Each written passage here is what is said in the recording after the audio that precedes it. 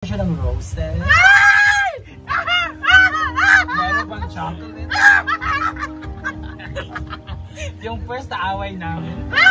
Ano yun? Parang ano? Parang... A peace offering. Alay! Kagwapa ba din yun? Naman yung isang taon. Taon ka na bang single? Oh, ayun na nga. Thank you so much, guys. Sandali lang! No! 4, nung wala ka pa jowa, malandi ka. Aminin mo yan. Aminin mo! Well, isa tayo. Hello mga ka-PGN! Welcome back to my channel! Kachut lang. Parang hindi ako maganda sa angulo na to. Ayan. So for today's video ay itutuloy natin yung interview portion ng mga social climbers or yung nakapalibot dito sa Hinaguan Farm. Para naman may iba yung content ko kasi si Rhea nagluluto na. So para naman may iba. So mag-content tayo ng mga interview portion. So this time, ang interviewin natin yung controversial ngayong panahon na to. Isa po siya sa member ng Social Climbers, ang Inglesera ng Social Climbers, ang pinakamaarte ng bibig ng Social Climbers. Walang iba kundi si Maring Mar Vlog! Pak! Miss Universe 1981! Ayan, hi Mar, how are you? Oh, ang swerte mo kasi napapanayan mo yung Miss Universe 1981. Saan pa galing yung Miss Universe 1981? Wala, ang galing ka, nalimutan yung pangalan niya pero ang ganda niya sa gown. Talaga? Pa-picture daw siya sa'yo. Wala gani, be? Wala ka, wala siya brief, guys. I love it. So, ayan. So, may nagpa-picture lang, wala brief. Ganahan kayo nagtanaw. Very senable ako and sceneries. So, ayun Melmar, kumusta ka? In what aspect?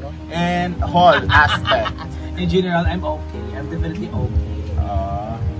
Parang blooming ka. Dali ka magkalagay ng tilapia.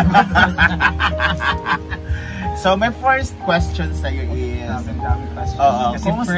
Kumusta naman yung buhay isang content creator?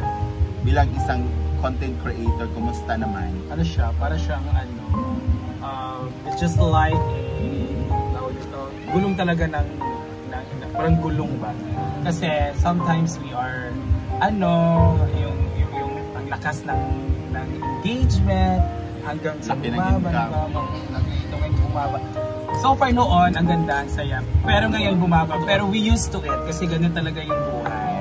Hindi naman pwede na always na lang Siguro, sinadya ng Diyos talaga. Sinadya ni God na it's a challenge lang sa atin.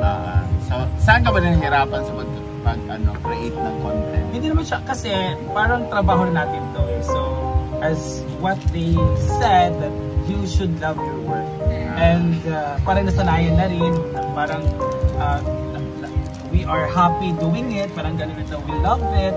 So hindi ako nahirapan talaga in terms of, siguro yung yung pag brainstorming kung ano ang gagawin next, what will be this, ganito, ganyan. Pero in terms of editing, in terms of ganito, hindi naman. Pero yung nahirapan tayo is yung engagement talaga ng video sa mga tao. Gaano kaganda yung video mo. Ang galing na pagka ganito, pagka ganyan, pero yung views. Oo, yung 3 hours ka nag-edit pero yung views 1,000 na naman. ang content talaga ng engagement niya. Sana na. Ilang taon ka na nga nag-ano? 1 year pa lang. Magto 2 years pa lang. This coming November. So ilang taon na kita hindi na-interview? 1.5. Ako yung nag-interview sa'yo una. Ay, una interview kayo about Pansit na May Life. Doon sa bahay na hindi pa mansyon. Uy, ang lakas ng views mo noon. Dahil, hindi pa ako nag-vlog that time. Sana ngayon na may followers ka na, tsaka may subscribers ka na. Sana mas malakas pa tayo sa before, no? Hindi ganda kasi ng mga question. So, next question, kasi tapos na hindi ka nahirapan mag-content, ganyan. Ang tanong ng madlang people, magkano na daw sinasahod ni Maring Mar? Sahod reveal. Wala akong sahod yan. Charot na. Sige, magabaan ka. Well, kung sa total na like, the YouTube, Facebook, live, ad stream, and stars, kasi hindi naman kami ganun kalakas sa Facebook. Ranging from, 20 to 25. Okay. Not bad na, di ba? para tayo nagtatrabaho lang sa ano, di ba? Mga While huge company. nalakwat siya, na-enjoy pa natin. Nakikita ka And na. hawak natin yung time. Hindi talaga importante yung hawak mo yung time. So, sa pagiging content creator mo, kumikita ka na ng nagre-range ng 20,000, 25,000. Ano naman yung mga ano mo na-achieve na? Or nabili? Or na... Of course, yung dating binablog ko naman to eh. First, yung room, may room. Talagang todo effort yung room ko. Todo ipon yun dahil sa vlog na yun. So, naka-room ako with the help of course. Hindi naman may mga nagbibigay naman for the window, for this, not the whole may yung ginastos whole talaga akin yon, pero yung mga windows meron na ganito, pero hindi siya full na amount, may ano lang, akin ang half, may ganito akin ganito. So yung room at yung lupa ng atin. Ano ba yan? Ano ba yan? Oh, wow, congratulations. Oh my God, at dahil dyan, pupunta naman tayo sa exciting part ng buhay mo. Ilang taon ka na bang single? Oh, ayun na nga. Thank you so much, guys. Sandali lang. No.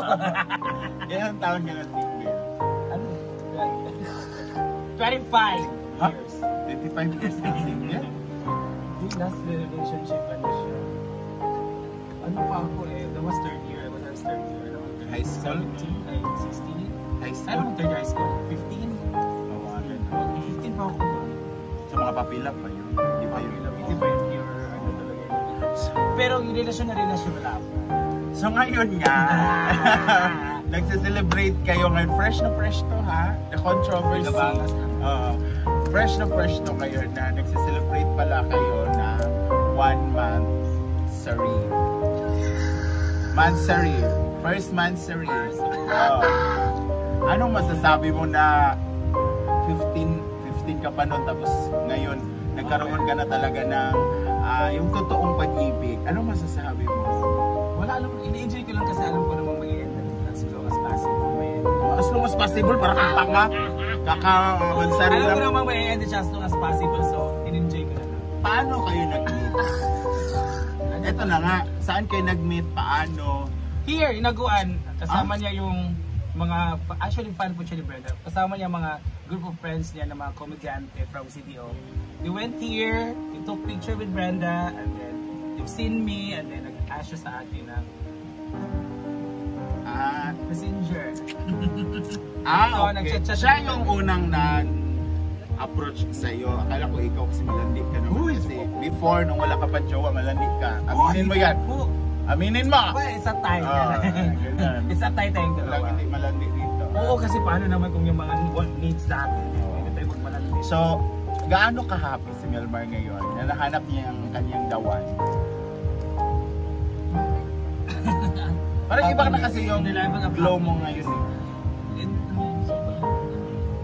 No, from 1 to 10 na sa mga 7. 7. So, mayroon pa talagang 3. Ay, hindi pala. Mga 6 lang pala. So, may Kasi 1 is for God, 1 is for family, 1 lang sigod sa'yo. 1 is for self. The level of happiness. Pero yung 6 sa kanya, galing. So, 1 month na kayo. So, sa 1 month na yan, 1 month na kami naglulukuhan. sa 1 month na kayo, magkano lahat? Ay! Ay, actually, Charot. hindi siya demanding. Nakita Hindi ko siya naman. materialistic. Hindi siya nagdidemand ng ganito. Ako po sa nagbibigay. Nakita ko naman. At sinabi din niya sa akin. Na Allowance yung term of as long as may pagkakitaan siya, papasok siya, gagawin niya lahat daw para hindi masabi na ginagamit. Nag-share kaya ka?